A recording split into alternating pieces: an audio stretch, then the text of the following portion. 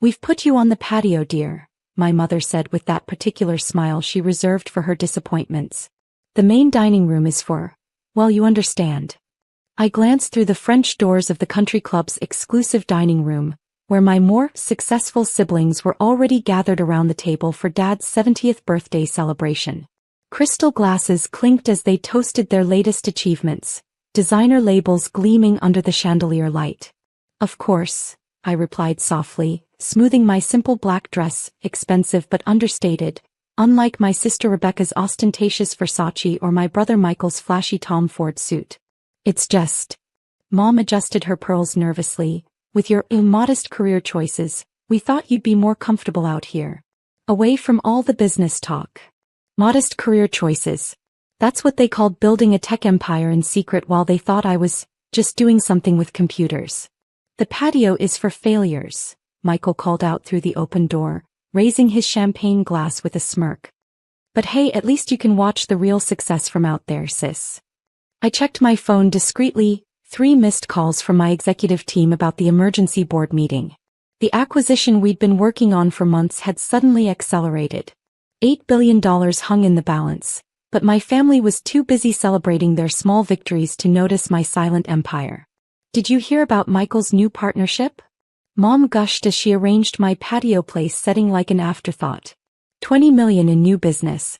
And Rebecca's fashion line is being featured in Vogue. I nodded politely, thinking about the contract sitting in my private jet waiting to be signed. The one that would make their achievements look like pocket change. "And you, dear?" He paused, struggling to show interest. "How's your computer thing going?" "It's fine," I said, the same answer I'd given for years while building my company from scratch. Let them think I was struggling. Let them seat me on the patio. The helicopter would be here soon enough. My sister Rebecca sashayed out, champagne in hand. "Oh, darling, you really should let me help you with your wardrobe. This simplicity, it's not doing you any favors. How can you expect to be taken seriously?" I suppressed a smile, thinking about the Forbes cover shoot scheduled for next month. Tech's newest billionaire, the silent empire of Catherine Chin. The headline would certainly be interesting reading for the family. "And really," she continued, eyeing my subtle makeup and understated jewelry, "you could at least try to look successful. Fake it till you make it, though I suppose in your case the making it part seems unlikely." My phone buzzed again, my CFO this time. "Deal terms improved. Urgency critical. On helicopter." 20 minutes, I texted back, watching my family's self-congratulatory celebration through the glass. Inside, Dad was holding court, beaming as Michael detailed his latest impressive real estate deal. "Now that's how you build a legacy," he declared, raising his glass. "To real success." The toast echoed through the dining room, none of them noticing that I didn't raise my water glass in response. They never noticed much about me, really. Not my graduated degrees, not my strategic investments, not the way I'd quietly built something far bigger than their combined achievements. "Catherine," my father called out through the open door, his voice carrying that familiar note of disappointment, "Sure you won't join us? Michael's about to share his vision for expanding the family business." The family business, a modest real estate firm that Michael had been running into the ground while claiming unprecedented success. The same firm I'd secretly bought through a shell company last month, though they wouldn't know that until the papers were signed tonight. "I'm fine here," I replied, checking my watch. 15 minutes until everything changed. "Your loss," Michael shrugged, launching into his grand plans. "We're looking at a potential $50 million in development deals next year. Of course, that kind of success requires a certain understanding of real business." I heard the distant whir of helicopter blades as my phone lit up with another urgent message. "Board assembled. Waiting on CEO." Did anyone else hear that? Rebecca frowned, peering through her champagne glass at the darkening sky. The sound grew louder as my sleek black helicopter approached, my company's Phoenix logo clearly visible on its side. "Who on earth?" My mother started, but her voice trailed off as the helicopter began its descent onto the country club's lawn, sending the perfectly manicured garden furniture scattering. Through the glass, I watched champagne glasses freeze halfway to lips as my family stared in disbelief. The next few minutes would certainly be interesting. The helicopter's blades slowed as my security team emerged, their earpieces and professional demeanor a stark contrast to the country club's stuffy atmosphere. Through the glass doors, I could see my family's expressions shifting from annoyance to confusion to dawning realization as my head of security approached me on the patio. "Miss Chin," he said crisply, "the board is assembled. Time-sensitive situation requires your immediate attention." "Of course, James," I replied, standing up from my isolated patio table. "The acquisition papers are ready." "Yes, ma'am. $8 billion pending your signature. The markets in Asia open in 3 hours." The sound of shattering glass drew my attention. Michael had dropped his champagne flute, his face draining of color as he processed the numbers being discussed so casually on his designated failure patio.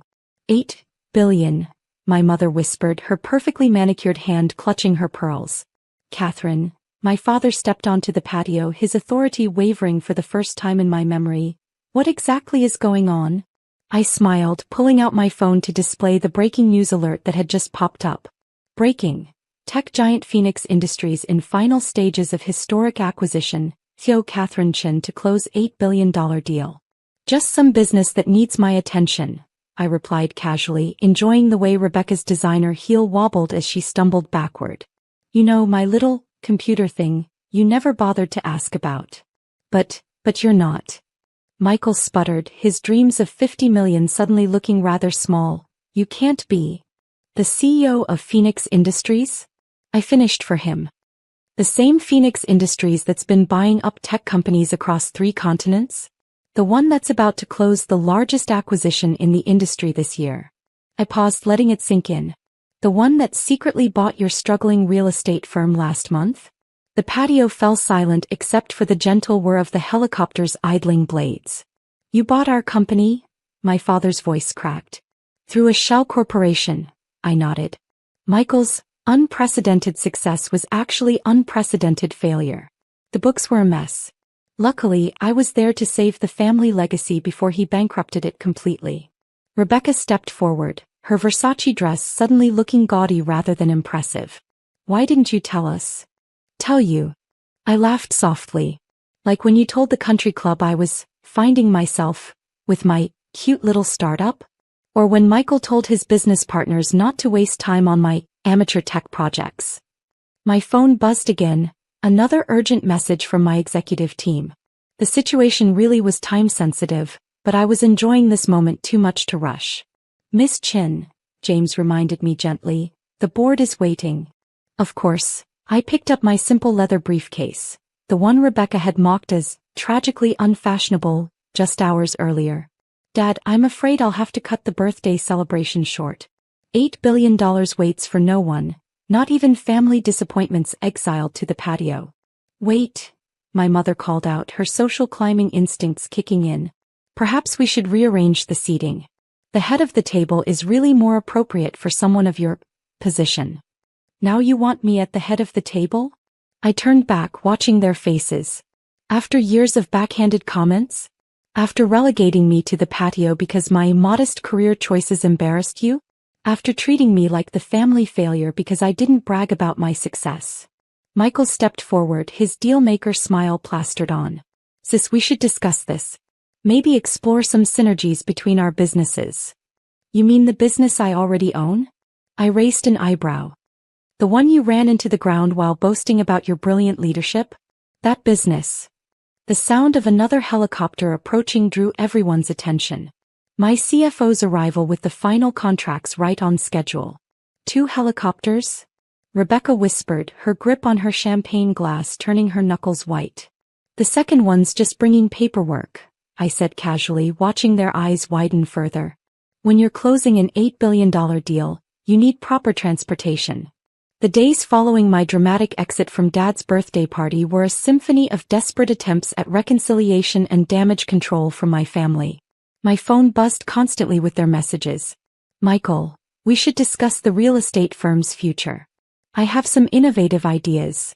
"Rebecca, darling, let me style you for the Forbes shoot. Your simplicity is so last season." "Mom, the club is buzzing about your helicopters. The Vandermiltons want to host a gala in your honor." "Dad, Princess, I always knew you had potential. Let's talk about your role in the family legacy." I forwarded them all to my assistant with one note. Archive under too little too late. The morning papers were deliciously satisfying. Tech's hidden billionaire. The quiet rise of Catherine Chin. Phoenix Industries CEO closes $8 billion deal from country club lawn. From patio to penthouse. How a family's failure built an empire. Sitting in my corner office 50 stories above the city, I watched the business news channels scramble to tell my story. The modest woman who'd built a tech empire while her family dismissed her as a failure was apparently quite newsworthy. My assistant's voice came through the intercom. Your sister is in the lobby again. She's carrying what appears to be a peace offering from Hermes. Let me guess, I smiled. The same bag she told me was aspirational for someone of my means last Christmas? The very same. Should I send her up? I glanced at my schedule, specifically at the meeting with international investors who were eager to back my next venture. My net worth had jumped another billion since the acquisition. Not that my family's gifts could reflect that yet. No, I decided. But please give her my business card. My real business card.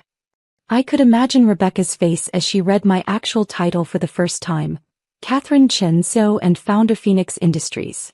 The same company that had been making headlines across global markets while she was busy critiquing my wardrobe choices. My phone rang, Dad this time. I put it on speaker while reviewing acquisition proposals. Catherine, his voice had lost its usual patronizing tone. We need to discuss the family business. Now that we know about your resources. Which business? I asked innocently. The tech empire you never noticed I was building? Or the real estate firm I had to rescue from your golden child's mismanagement? Both, he said quietly. I may have underestimated you. They have. I laughed softly. Like when you said I was hiding from real success in my tech startup. Or when you told the board I wasn't ambitious enough for the family business. I was wrong, he admitted, probably the first time those words had ever left his lips. Yes, I agreed. You all were. And that was the greatest gift you could have given me. What do you mean? While you were all busy looking successful, I was busy becoming successful. While you chased appearances, I built substance. While you networked at country clubs, I created actual value. The best part? None of you saw it coming because you were too busy feeling superior. My assistant appeared in the doorway, signaling that my investors were arriving. I have to go, I told Dad. Unlike some people, I actually built my success instead of just talking about it. Wait, he said quickly. Your mother's hosting a family dinner tonight. Can't make it, I cut him off. I'm closing another acquisition. But feel free to discuss Michael's 50 million dreams without me. I'm sure they sound very impressive from the patio. The next day, I received a flood of texts as my family apparently discovered my feature in Fortune magazine. Michael, this changes everything. We should strategize. Mom, darling, I always knew you had potential. I forwarded them all to a special folder labeled Patio Memories, and turned my attention to the acquisition proposals on my desk. One in particular caught my eye. An opportunity to buy the country club where they'd exiled me to the patio. My phone buzzed with another message, this time from the family group chat I'd been excluded from for years. Emergency family meeting tonight. Mandatory attendance. We need to discuss the future of the Chin family enterprises. I replied with a single message, can't attend. Too busy being successful in my own way. But feel free to book a meeting through my office. I believe there's an opening next quarter. On the patio, of course. Then I called my real estate team. The country club? Make the offer. And when they accept, change the seating policy. From now on, success doesn't have a designated dining room. The next morning, my family arrived at their favorite lunch spot to find new ownership notices on the doors. A Phoenix Industries property, Catherine Chen CEO. Sometimes success doesn't need to be announced with designer labels and champagne toasts. Sometimes it just needs to be revealed at exactly the right moment, when those who doubted you finally realize that the person they banished to the patio now owns the entire club. Me. I went back to work in my modest office, which by the way now commanded views of half the city's skyline. Because sometimes the best revenge isn't proving them wrong, it's letting them slowly discover just how right you were all along. The emergency board meeting they dismissed as unimportant? It added another billion to my net worth. The helicopters they'd stared at in shock? Just two of the fleet I used to manage my global empire. The simple black dress they'd mocked? Customized couture that cost more than Michael's annual salary. But the best part wasn't the money or the power or even the sweet taste of vindication. It was the knowledge that while they'd been posturing and preening and playing at success, I'd built something real. Something lasting. Something that didn't need designer labels or country club approval to prove its worth. The next time I received an invitation to a family function, it came with a handwritten note. Head of the table reserved for you. No patio seating available. I sent back my regrets along with a copy of my latest acquisition report. Sorry, busy buying another company. But feel free to discuss it over champagne, preferably the kind that doesn't shatter when you hear big numbers. Because in the end, success isn't about where you sit at dinner. It's about owning the whole restaurant. And the building it's in. And maybe, if you're feeling particularly nostalgic, the patio where they once thought they could hide their shame. Welcome to my empire. Patio seating not required. My name is Evelyn Monroe. I'm 28 years old. And last year I died. Well, technically I didn't. But for a full night, the people in white coats didn't expect me to make it. They huddled outside my ICU room, speaking in clinical whispers about intracranial pressure and skull fractures. Monitors beeped. Tubes tangled around my arms. My face was swollen and unrecognizable. My brain was bruised. But I was still there, silent, trapped, listening. Someone had called my emergency contacts. Clarence and Ivy Monroe arrived just past midnight. I didn't see them, of course. I couldn't move, but I heard them. Heard the way my mother's heels clicked too fast on the tile. Heard my father ask the neurologist, "What kind of expenses are we talking about here?" There was a long pause. The doctor, Dr. Kwan, I'd later learn, answered carefully, "We need consent to operate. There's a high risk of secondary brain injury without intervention." "Are you her legal guardians?" My mother's voice dropped an octave. "That's complicated." "She's not biologically ours," my father clarified. The paperwork was never really finalized. A lie. The adoption had been legal for over 20 years. Dr. Kwan hesitated. "But she listed you both as emergency contacts." "She's not our responsibility." Ivy said, her voice sharp as frost. "We did what we could, for years. But we owe her nothing now." That's when I knew I wasn't going to die. Not because of medicine. Not because of miracles. But because I refused to let that be my ending. A few hours later, Nurse Celeste placed a call to Noah, my co-founder best friend, and the closest thing I had to a sister. Noah didn't hesitate. She flew in from Boston, signed the paperwork, fought for every procedure. She stayed by my bedside. She made sure I wasn't alone. By the end of the week, I was breathing without the ventilator. My brain had stabilized. I wasn't fully conscious, but I was there alive. The Monroes didn't return, but they did show up at my grandmother Lorraine's house the following Friday. I watched the footage later, Clarence pacing on the porch, Ivy tugging at her pearls, impatient with the locksmith. Delilah, my sister by law, and Silence stood awkwardly behind them, her expression unreadable. They had come to claim what Lorraine left me, but the door didn't open for them. They didn't find furniture or heirlooms or keys. Just a single letter waiting on the dining room table, a letter that would ruin everything they had tried to preserve. We lived in a white colonial on a quiet street in Saratoga Springs, the kind with hydrangeas out front and perfectly symmetrical shutters that matched the mailbox. From the outside, we looked like the kind of family that sent holiday cards in matching outfits, and we did. Clarence and Ivy Monroe. My parents were pillars of the community. He wore three-piece suits even on Saturdays and had a laugh that echoed through fundraising galas. She hosted garden parties and spoke in compliments that felt more like critiques. Then there was Delilah Blonde, brilliant and impossible not to love. Even her tantrums felt like declarations of spirit. I was the quiet one, the rule follower, the one who color-coded her folders and said please without reminders. In every school photo, Delilah's head was tilted like she owned the frame. Mine was always slightly off-center, smiling just enough.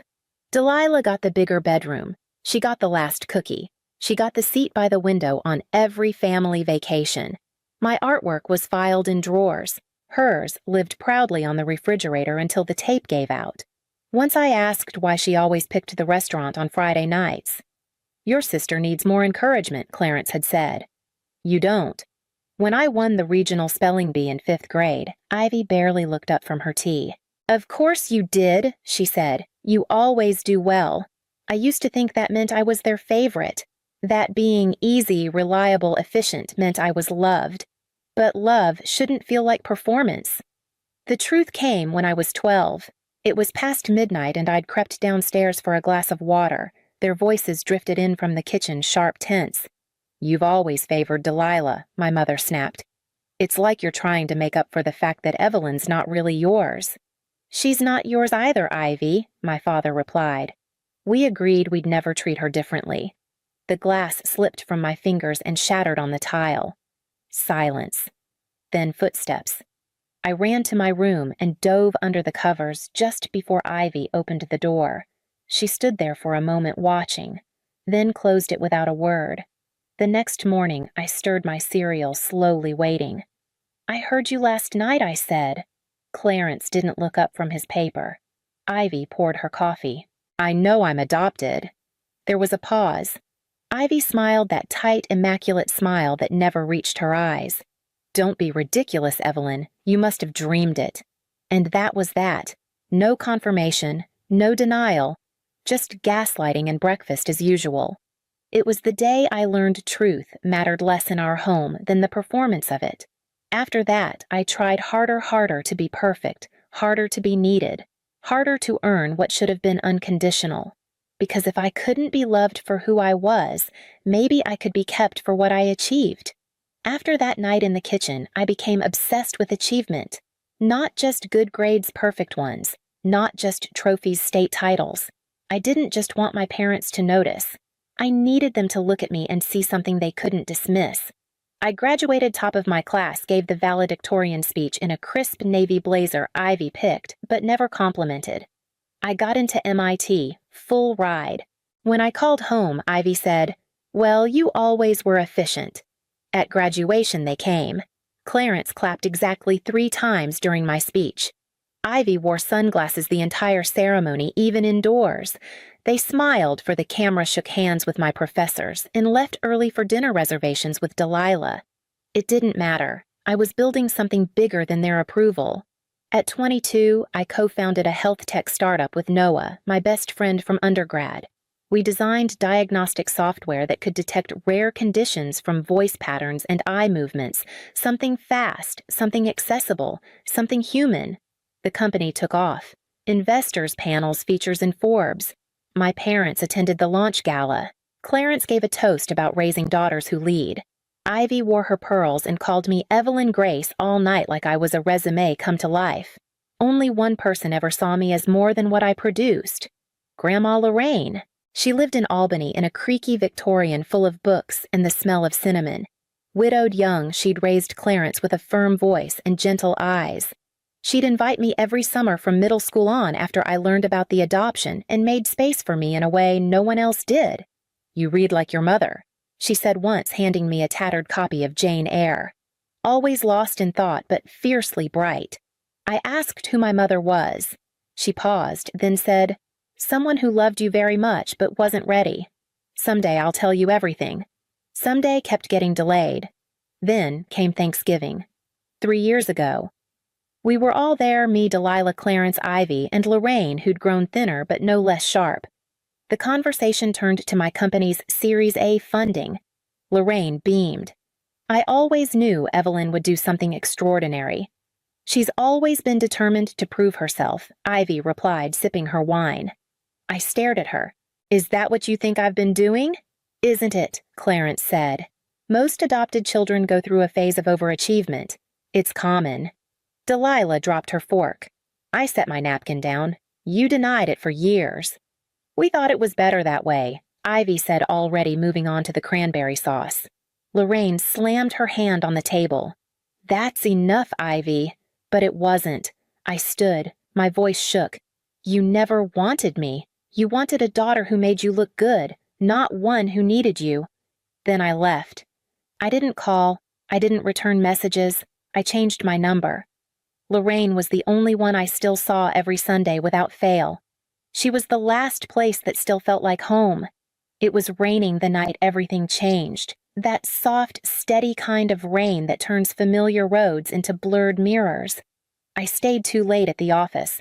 We were prepping a major update and I didn't want to leave it unfinished. Noah told me to head home around 8. I didn't listen. 15 minutes from my apartment, a car ran the light at Halston in Maine. They told me later it hit the driver's side at 60 miles an hour. I don't remember the sound, only the silence after the kind that hums like a dial tone inside your head. I was told the paramedics had to cut me out of the wreckage, that my ribs were fractured, my collarbone shattered, that I had bleeding in the brain and pressure behind my eyes. I was unconscious by the time I reached the ER, and that's where I stayed, unmoving, intubated alone. At 2:12 a.m., the hospital called the emergency contacts in my phone. Clarence and Ivy Monroe. They came. They looked at me covered in blood and machines. And then they left. "She's not actually our daughter," Clarence told the attending physician. "It was informal. The paperwork never went through." "She's not our responsibility," Ivy added. "We can't authorize anything. They didn't ask if I was in pain. They didn't ask what I needed. They asked about costs. Without their authorization, the surgery couldn't proceed." That's when Nurse Celeste stepped in. She called Noah. Noah arrived an hour later, soaking wet and wide-eyed. She signed the consent forms. She called our company lawyer. She sat beside my bed, reading from our project proposals like I was still in the conference room with her. Celeste checked my vitals and whispered updates to me during each shift change. She played music I might like. She said, "You're not alone," even though I was. Legally, I was a Monroe. But that night my parents told the hospital I wasn't. They chose the lie that let them walk away. And I would have died with that lie if it hadn't been for Noah Celeste and the kind of family you don't inherit, you build. Waking up felt like being dragged through glass. My throat burned from the breathing tube, my limbs refused to cooperate, and the pain in my head came in waves I couldn't brace for. Everything hurt, but I was alive. Noah was there when I opened my eyes. So was Celeste, holding a warm washcloth and whispering, "Hey, you made it." I couldn't speak, but I blinked once. That was enough. They stayed. Recovery was slow. I couldn't sit up without vomiting for days. Even blinking too fast made the room spin. But I pushed through, because somewhere deep down beneath the bruises and broken bones I remembered. I remembered my parents walking out. A week after I was transferred to a quieter ward, Noah brought news Lorraine had passed, peacefully in her sleep 6 months earlier. I hadn't known.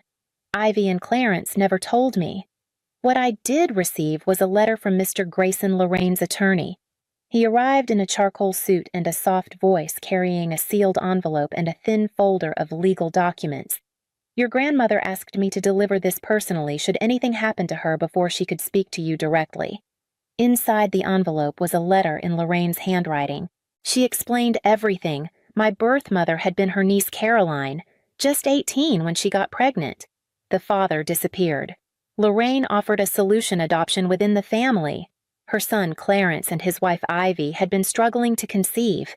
It seemed like fate. What she hadn't foreseen was that Ivy would become pregnant with Delilah just weeks after taking me home.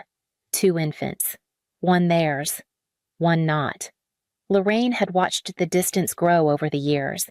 She'd confronted Clarence about it more than once. He always promised to do better. They never did. The adoption had been fully legal. Every paper filed, every document signed. I was theirs in name and law. They knew. But knowing and accepting aren't the same. Mr. Grayson slid a second envelope across the tray table. "They've filed for emergency conservatorship," he said. "They're claiming you're mentally unfit to manage Lorraine's estate." I stared at the name on the petition, Evelyn Monroe, respondent. They'd left me to die. And now they were trying to take what she left me. Not for love, for power. But they didn't know about the letter, or what I was about to do with it. I got stronger faster than anyone expected. Pain was still there, but it no longer owned me. My steps were slow, my arm still in a sling, but I had something bigger than recovery driving me the truth. Lorraine's house. My house was still in probate, but I had access. Mr. Grayson arranged it. I hired a security firm to change the locks and install cameras in every room. You'll be able to monitor it remotely, the technician said. That was the point. Next came the letter. It took me 3 drafts to get it right. The first was too angry. The second, too clinical. The third was what I needed: a declaration, not a confrontation. I didn't need them to feel remorse. I needed them to see what they'd done in a mirror they couldn't shatter. I included copies of the hospital report legal proof of my adoption in Lorraine's letter. I added a line, "The cameras are recording." The day the Monroes arrived, I watched from Noah's apartment. At precisely 2:07 p.m., Ivy's car pulled into the driveway. Clarence stepped out first, checking his watch. Delilah lingered behind them, eyes scanning the porch like she already knew something was off. They tried the front door. Locked. Called a locksmith. Signed a release. Walked in like they owned it. Clarence went upstairs. Ivy beelined for the china cabinet. Delilah stood still in the hallway until her gaze landed on the envelope waiting on the dining room table. Ivy opened it. As she read, her face drained of color. Clarence came down with a vase in hand, took one look at the papers, and turned red. Delilah read over her mother's shoulder. Her expression didn't shift. It collapsed. I watched it all in real time, no sound, just movement, the moment the performance cracked. And that was when I knew the truth didn't need to scream to be heard. The text came 3 days after they read the letter. "Delilah, can we talk? Just us." I didn't know Evelyn. I swear I didn't know. I stared at the screen for a long time before answering. Tomorrow, 10 a.m., Cambridge Street Cafe. She was already there when I arrived, sitting at a corner table, 2 coffees in front of her. She stood when she saw me, then sat again awkwardly. We hadn't spoken in 3 years. "You still take it black with 1 sugar," she said, pushing a cup toward me. "I do." I took a sip and waited. "I don't know where to start," she admitted. What they said at the hospital. I can't believe it. But they did. I know. I saw the footage. And the letter. She paused, looking down.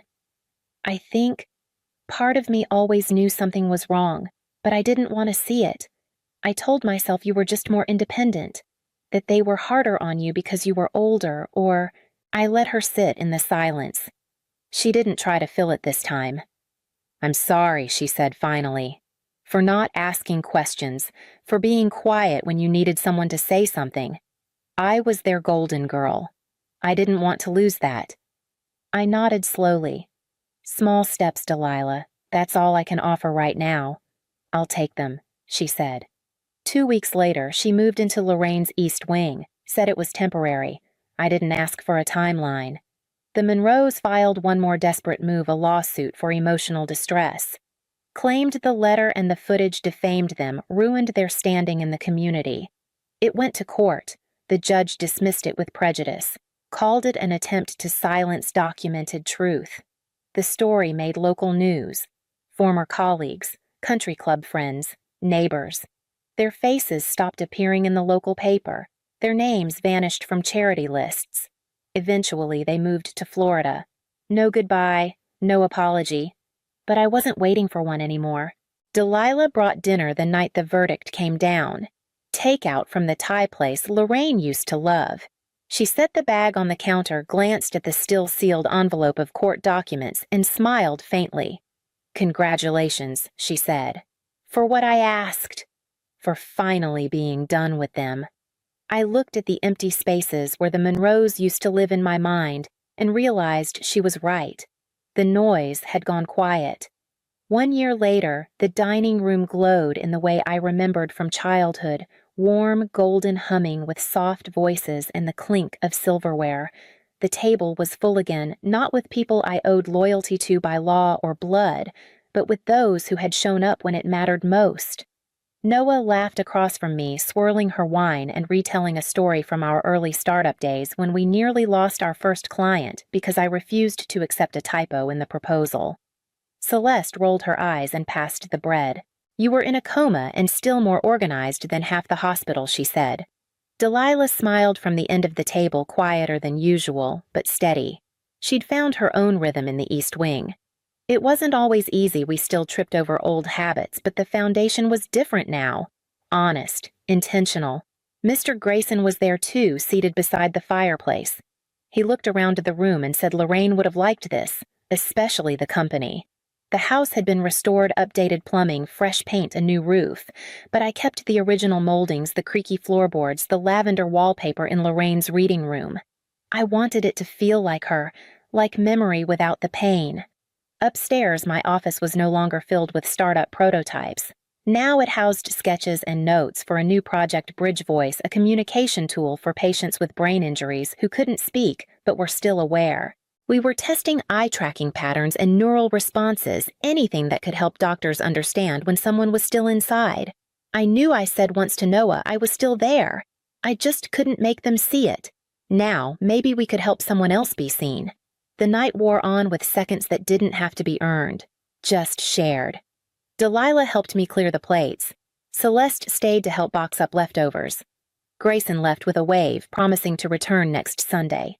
Noah hugged me like she always did, tight and certain. Later, when the house was quiet, I stepped out onto the porch.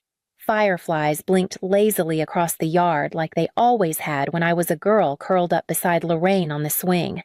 "Room for one more," Delilah asked behind me. I nodded and she sat beside me. We didn't speak. We just rocked together slowly like we had all the time in the world.